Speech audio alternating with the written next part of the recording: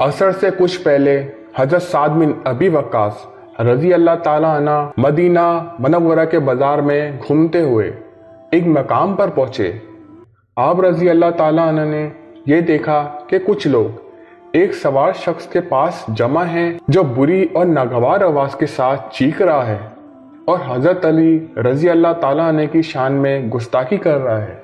हजरत साद ने पूछा, ये क्या माजरा है?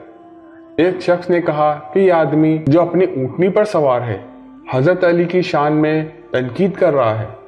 हजरत साद बिन तैश में आ गए, सारे मजमे को पीछे धकेलते हुए आगे बढ़े और इस सवार से कहा, ए गुस्ताख, तू हजरत अली की शान में तनकीद क्यों कर रहा है? क्या हजरत अली पहले मुसलमान होने वाले शख्स नहीं हैं? क्या हजरत अली पहले शख्स नहीं हैं जिन्होंने रसूल करीम सल्लल्लाहु अलैहि वसल्लम के साथ नमाज पढ़ी? क्या हजरत अली सबसे बड़े आलिम नहीं हैं?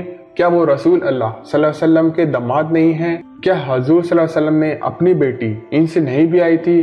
क्या हजरत अली गज़वात में रसूल अल्लाह सल्लल्लाहु अलैहि वसल्लम के बरदार नहीं रहे? इनके बाद हजरत साद बिन किबला रुख होकर इस आदमी के खिलाफ यूं बद्दुआ करने लगे, ए अल्लाह, इस आदमी ने तेरे एक दोस्त की शान में गुस्ताखी की है। लोगों का ये मजमा इस वक्त तक वापस न लौटे जब तक कि तू इन लोगों को अपनी कुदरत का मुशाहिदा न करा दे। खुदा की कसम, अभी लोग वापस न लौटे थे।